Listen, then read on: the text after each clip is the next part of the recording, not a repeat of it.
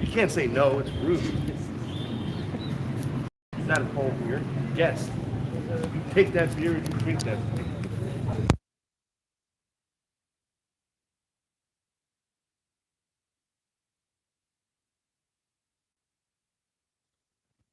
Doesn't. 1, 2, 3. Hello. Hi. Hey, we are live here again in the autonomous region here, Northeast autonomous region, Nicaragua. I just wanted to live do this because this is fucking ridiculous. I can't believe this is coming out. New York Times today has put out Nicaragua descends into autocratic rule as Ortega crushes dissent. Uh, article by Ubelka Mendoza and Natalie Kitroff. Just so you know. Okay. November 7th, as of 5 a.m. Eastern, so a few hours ago.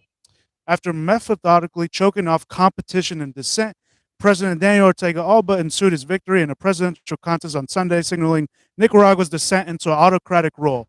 In his quest for a fourth consecutive term as the country's president, Mr. Ortega detained all credible challengers who planned to run against him, shut down opposition parties, banned large campaign events, and closed voting stations en masse, which is bullshit because we just filmed at one voting station, which is the largest voting center in Nicaragua, and now we're at another voting center, and we went to one in the before these two in the morning, and we're in the autonomous region of Nicaragua. So this article here by New York Times is saying that he has closed voting stations in mass.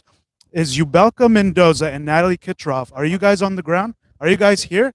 Where are you? Where are you? We're here. People are voting. People are getting registered, are signing up right there. They're finding their identification. They're finding their junta, their little area to go vote, their little classroom. You go into the classroom and you go vote, and that's where that's what they're doing right now. You can see the Nicaraguan flag flying high, windy. It's nice and breezy out here in a very nice temperature. It's a little hot actually.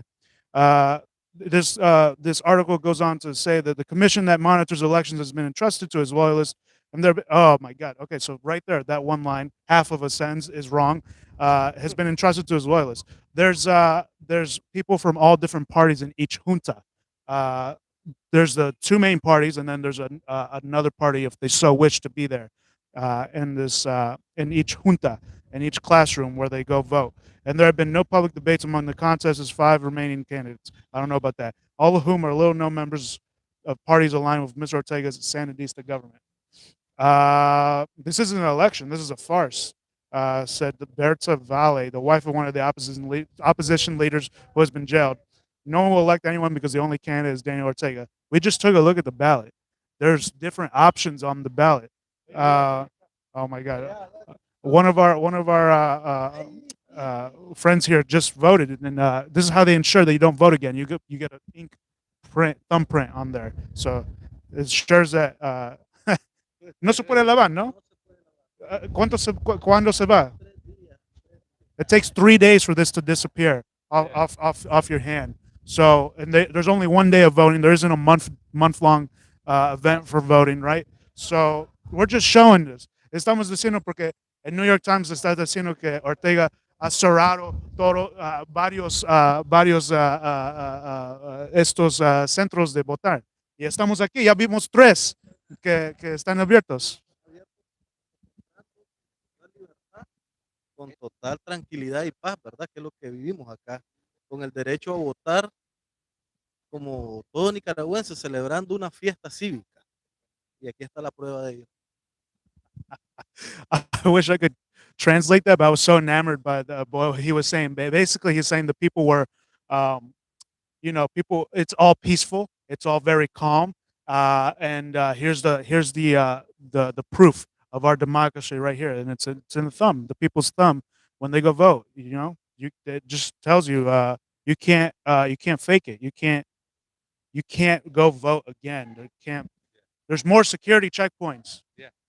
If this was America, Johnny, they'd say that you were being racist by making you do this stuff, and you're trying to suppress people of color's votes, and you don't want the Latino people to vote and stuff, and you're making them bring ID, and you're making them put a mark on their thumb, and this is Jim Crow 2.0. How dare you, sir? And that's what they would be saying. And it's kind of funny because this is not the only article in the New York Times today. If you pull up the New York Times, there's a list of all these articles. How Daniel Ortega is doing this, how the vote doesn't count in Nicaragua, how it's a sham.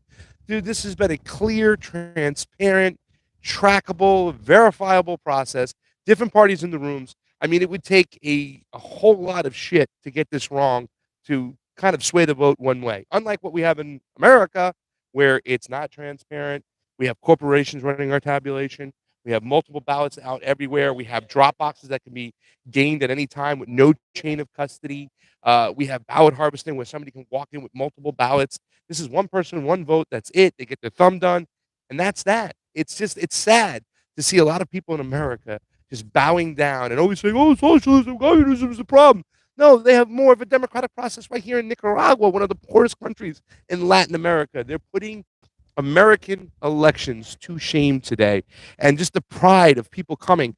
I mean, obviously, we've talked about the one of the areas I'd like to see maybe some type of absentee ballots for people who are handicapped. But people get out here when they are handicapped, and in every single polling place, we saw multiple handicapped people because it was so important for them to go vote. They do let them cut the line, and they're very accessible with them and whatnot. But the average person, the first place that we went to see them vote, it took somebody 8 minutes from the time they hit the gate to the time they were done voting. 8 minutes and change.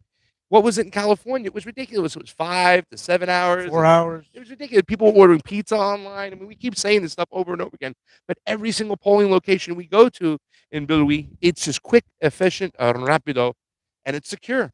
And all the juntas have different parties in the room, so they're watching each other.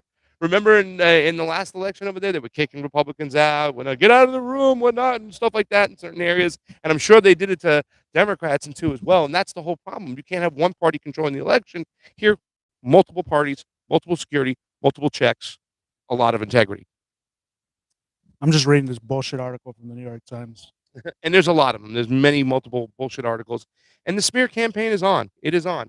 And why do people come out? Why are they voting? Why are they trying to suppress Daniel Ortega's vote? Because he's giving the people what they want. We asked Ben Rubenstein the other day, who's Alex's brother, we said, why do you think they're doing that more than anything? It's like they don't want Americans to see that a socialistic government can work. It would just go against their narrative that this type of system could work, that the people can actually have a representative government, which actually helps them. And we're in an autonomous zone over here, whatnot. But yet still, when there's a hurricane, there's a natural disaster, the government is here to help. There's roads everywhere now. There's electricity. Still a poor country, but they are building within, and the people are reaping the rewards of their elected democracy. He's writing a tweet and stuff like that. So he's going to hit up Natalie. How do you say her name? Kitroff. Natalie Kitroff, who don't know shit. Natalie, where you at? Are you in Managua? Are you in Bilwi? We'll come see you. Yeah. So you're lying? We caught you? You've been exposed. You've been exposed. Hey, you want to come on in? Come on in. We haven't got you on yet. While you're linking this up, tell us what your name is, where you're from, and what you're doing here. Well, my name's Rick Cohn. I'm from near Washington, D.C., and I'm with Friends of Latin America, a group in the U.S. that's been following and supporting Latin American people for about 40 years. Question. Do you think this is a fair election going on today? This is the first fair election I have ever seen. It is completely verifiable. You have easy. It is very easy to participate. There's lots of turnout. It goes through very quickly. It's easy to vote, and people are voting, and they're in a good mood. Compared to what you witnessed in D.C. in the last elections. Well, actually, I did some analysis of PG County where I work, and there were places that the number of ballots that were provided did not equal the number of votes that were tabulated. In some cases, more people voted than they allegedly had ballots.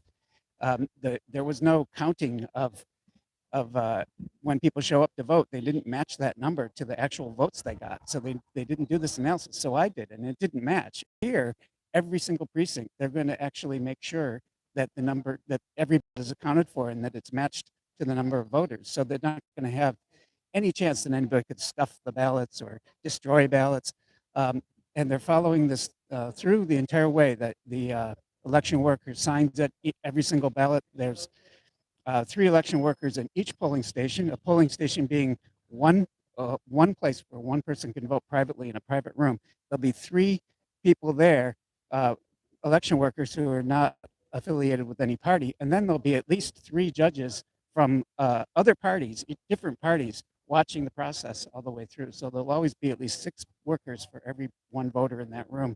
Of course, they can't see how the person is voting because they vote behind a barrier, and then they put the ballot themselves into a box away from everyone. Yeah. But it is a very, very good system. And then they're going to have all of the data transmitted up through the process, and then it's going to be online. It's going to be posted on at the sites as well and physically.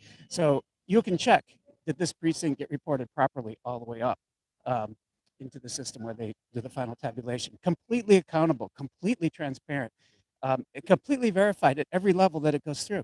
Something that we never do in the United States. We don't know who wins our elections because they're so confused, and there are so many people that can't vote, and the lines are 4 hours, 6 or 8 hours long, which we did see in PG County last election. The lines were up to late into the night.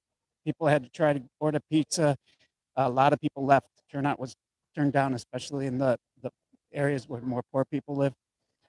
You don't have that process here. There's limited numbers of people in every station. This place, for example, has already had, he told me 43% of the registered people who are eligible to vote have already voted by 10 o'clock this morning, and they had no problems, and they had no lines. So they've got until 6 o'clock tonight for the rest of the voters to come in. It's going to be extremely high turnout. So if you could adopt one practice from Nicaragua and implant it in America, which do you think is the most important practice we can take from Nicaragua and plant it into American elections? Oh man, I would hate to have to pick one. Yeah. But it's a really good system. So I would say, well, they have the public financing. That certainly is good for all the parties. The ease of which it is to get on the ballot to have a party. It's it's not super easy, but you do have to have at least a couple members of your party in each location in the country. But it is way easier. I like the parliamentary system that they have for their National Assembly. Where if you get 4% of the vote nationally, you get a delegate into the assembly, and if you get a little larger percentage in a certain region, you get a delegate into the assembly. So you've got diversity, and you see what you have here is, not gender parity. That's also a good thing they have. So half of the candidates are men and half are women by law. They will have balanced, and it's going to be balanced all the way through, from the very top positions to the very bottom positions in the government. Like the way the police are, and every part of the country, they're 5th in the world for gender parity, partly because of this. So there are so many. I couldn't limit it to one thing. There are so many things we need to do.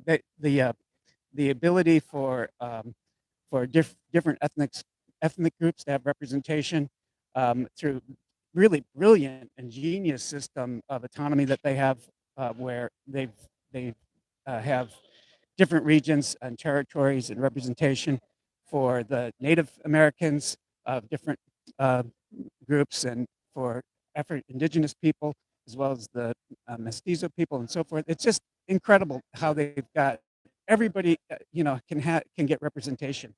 Well, let me ask you.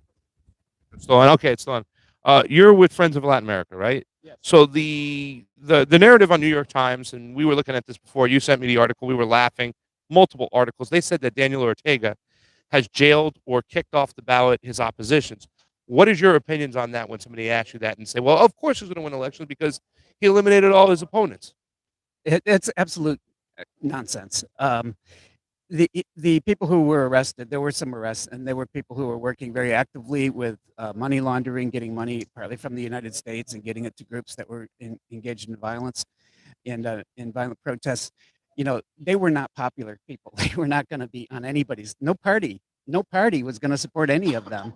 And maybe they could have come up with their own party, but they weren't going to win. They were not significant in terms of an opposition. Absolutely not significant at all.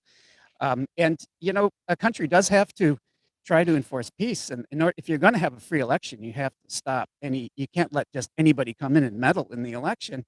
Not just the election, but create violence and disruption. If a country wants peace, they have to be able to arrest people who are promoting violence. We did it. We have our January 6th events. I think there's some 500 people that went to jail. There's a couple hundred still in jail for 32 March. still in jail. 32 still okay. It's not less. Crazy. You know, they're still in jail, and you know that if we can do that, then but they had much worse riots that were funded by the United States. Of course, there are going to be some people, and they let them all out. They let them all out. And now these people that were arrested were people who were planning the next set of riots. So you know you can't. A country has to defend its democracy and its sovereignty, and it's completely understandable. In fact, if there is a problem with the level of democracy in the election, it's the amount of interference from the outside that's still occurring. You know, the press, the press like New York Times. You can read the New York Times here, but you can also read really crazy press in Nicaragua. You know, anti-government press, which is fine, except that you have to wonder if it's really part of a democratic process when the moneyed interest and the foreign interest can have that much influence in their process. What do you think the big beef is with the West when it comes to Nicaragua? Somebody told me the other day is that a lot of the West doesn't want to allow it to be seen a socialist government thriving for the people. That Americans would be like, oh, wait a second, they get education, they get healthcare, they get infrastructure, they get help when things go wrong. What do you think is the number one beef for the West when it comes to Nicaragua? I never really understood this because I don't even think the corporations that are trying to overthrow Nicaragua are benefiting from it. But certainly it is. They want to preserve a system of export agriculture where U.S. companies own the land, and in other countries they own, and there are some mines here as well. But they want to own the resources. They don't want interference in harvesting those resources and exporting them from any local people who actually should own their own resources. I think that's what it ultimately comes down to. So, resource extraction. Nicaragua is an agricultural country, but the resources that had been traditionally extracted, they still want to export, but they want to be paid. They want to use the money to help their people. They don't want the resources just taken out. And it isn't so much even the Panama, the alternative to the Panama Canal was an issue, but I think really it's just they don't want any country to have this because of the example it sets. Maybe it's not strategically that important as a country, but look at the example now. If they have democratic elections, next thing you know, Mexico is going to emulate those. Even the United States someday may have elections that involve, people other than the two parties that have the same exact, the two parties that represent the same set of oligarchs that we have now. So I don't think they want that to happen. I think that's probably part of it. Where can people find you and your groups? Friends of Latin America is online. I think it's Friends Latin Am. Just look up Friends of Latin America on Twitter, on Facebook. You got a Twitter? I do too. Mine is Richard A. Cohn. I guess that's all you need, though, at Richard A. Cohn on Twitter. That's all we need. Richard, thank you so much, man, for the interview. It's great hanging with you, and see you on the flip side and stuff. Alrighty, definitely. Got it. So that's that. I mean, yeah, here's another third location of the day today in Bilby, and let's go take a junta. You want us to keep going live? Keep going live. All right, so we're going to see a junta. We could see a junta.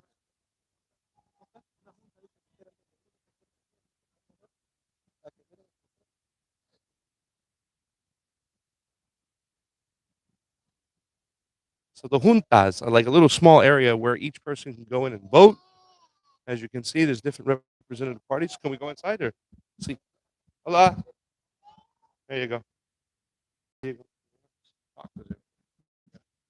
Okay, hold on. Okay, so I'm just going to explain everything. In the last live stream, you just saw that we were at another voting center, and I'm going to show you the same process. Each voting center has had the same process that we've been to so far. So you can see here, this person is verifying her identity in the booklet. They have a booklet with various IDs. I'll get closer on that. So that booklet that the gentleman is holding here and has her ID, she went and signed. She's explaining the ballot to her, how there's 4 races, and you can see various candidates on the various parties and candidates on the ballot there. Possibly get a little bit closer to the ballot. You can get closer. And then she's telling them that once you're done, you just vote it after you vote. And then she's going to go vote. And then as you can see, she can go vote over there. And, we're keeping our distance because, she can go vote behind the cardboard there. very clean. They both signed the back of the ballot. They both stamped it with a specific code number to authorize the ballot. They both authorized the ballots. She got her ID. She's getting the ink ready for the finger, as you can see. And no,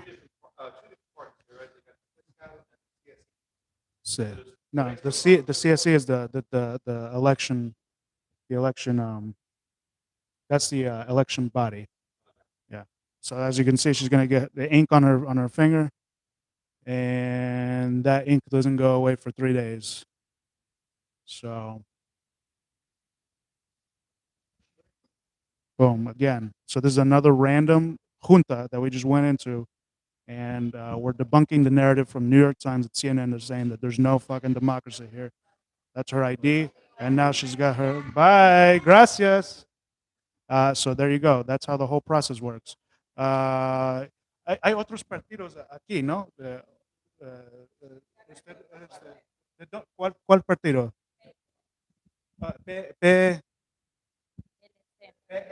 Okay, perfecto. So she's from the PLC, and you can see the other two are from the other party, and then anybody else can come in too as a party. Okay, gracias. Muchas gracias. Thank you so much.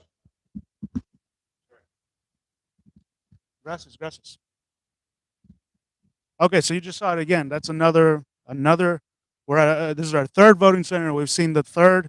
It's the same process in every single voting center. This is nationwide, the same process. And once we get back to Managua, we're going to go verify that too. Right now, we're the northeast autonomous region, and everything's going smooth and peacefully. That's something that one of our companions here, one of our escorts, kind of helped make clear to us, is that it's a very peaceful and democratic process here in Nicaragua. And from what we've seen so far at 3 voting centers, one of them being the largest voting center in Nicaragua, that is the truth. So, Fee, do you have anything else to say, or do you have anything to say to CNN and NYT? Because did you see what they just? Yeah, I saw what they said. I mean, they're full of shit. I mean, we were just there. We're debunking this live, and trust me, later on today, we're going to try to live stream with a bunch of people that were at different polling locations in Managua. And you've seen all the people they've interviewed. I mean, everybody's pretty much saying the same thing. We're not all bought. We're not all working at the behest of the Sandinista government. We're just reporting what's really happening. And what's really happening is that these people are having fair elections. And it's the United States doesn't want you to see that, because they don't want you to demand fair elections. They want you to think that socialists, they want the right to think that communist or socialist countries are corrupt. And then they want the left to think that having an ID is fascist, when it's obviously not fascist to have an ID. Look at how rural this area that we're in right now is, and yet they manage to give everybody an ID. So what they do is they compromise. Yes, 300 Cordobas, I think $8.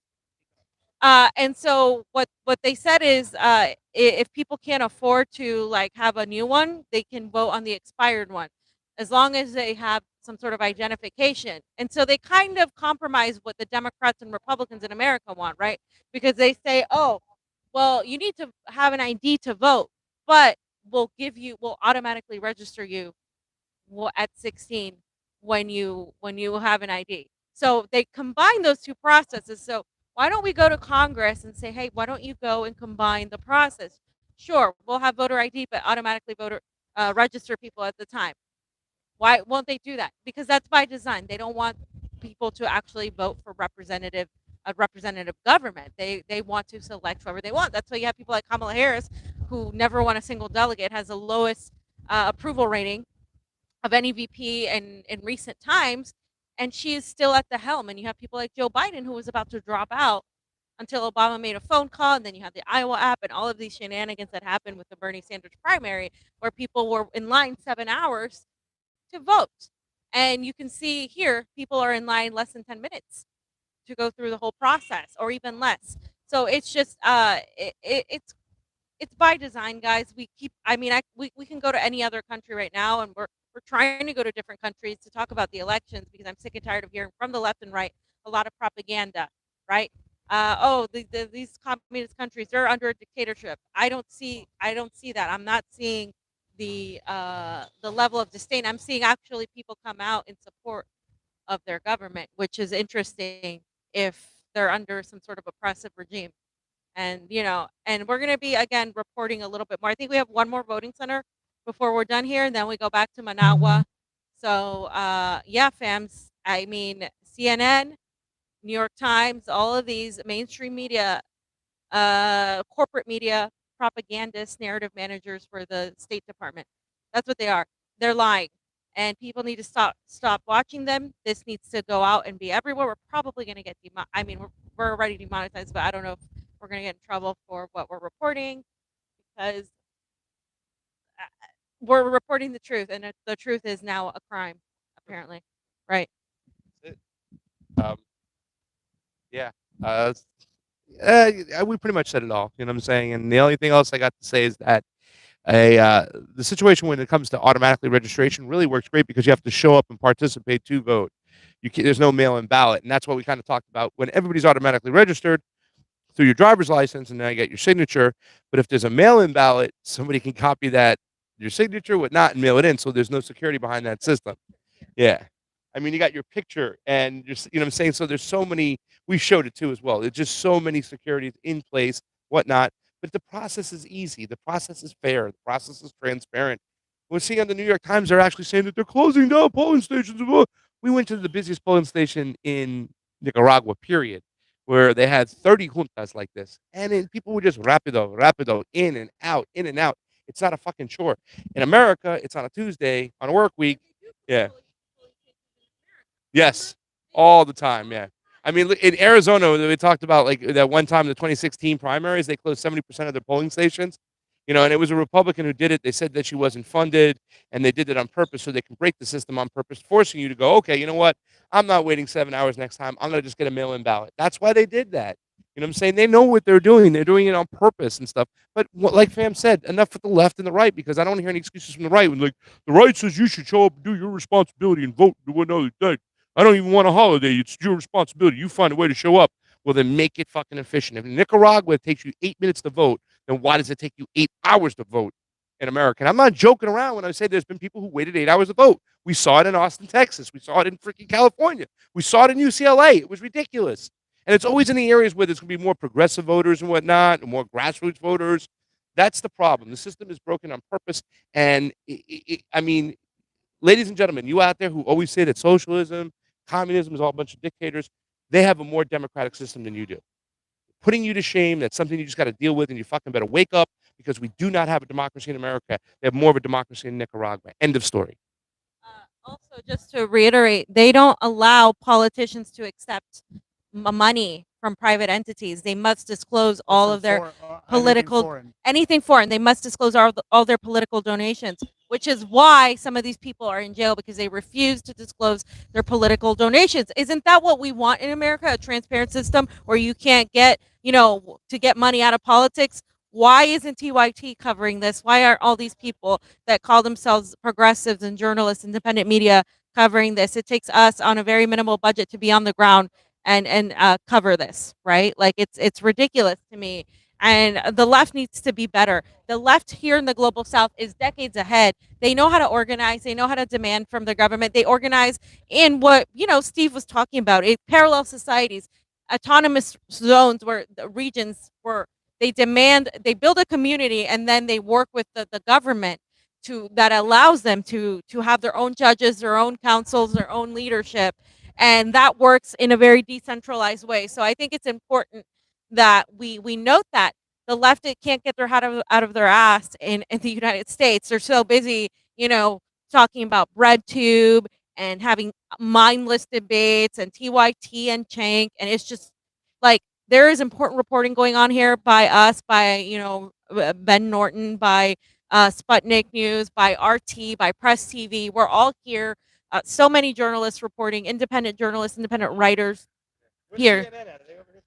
Well, CNN and New York Times aren't here. Natalie Kitroff, you're a propagandist. How do you sleep at night? Yubelka Mendoza Gonzalez, how do you sleep at night? How do you sleep at night lying to the people, huh? You're lying. There's a fair and democratic process going on right now. I don't understand. You're being paid to spew lies. You're a propagandist. you're not credible at all, and the sources you use are not credible at all. You're not true journalists. Be on the ground here. Meet me here and show what's going on. Okay. All right. So we're gonna sign off, and just thank you so much for watching, everybody. And this stuff gets me really riled up and because like we have like the such a small budget. We do here, the Convo Couch. Like the CNN and New York Times have millions of dollars, and they're not here. They're not going to be here. This is why I don't trust them as a mainstream, as a credible news source. They're not, and we're debunking them live. So thank you so much for supporting us. To our fans of over 100 people watching right now. We've been able to do so much because of you, and because the people support us, and the people support what we're doing. The people know that we're telling the truth. We're here. We're showing it to you live. Look at the details. And so I just want to thank everybody so much. So we're gonna keep going live. We're gonna go to I think we're going to one more voting center, and then we're gonna go live again and show you how the process is exactly the same. So stay tuned.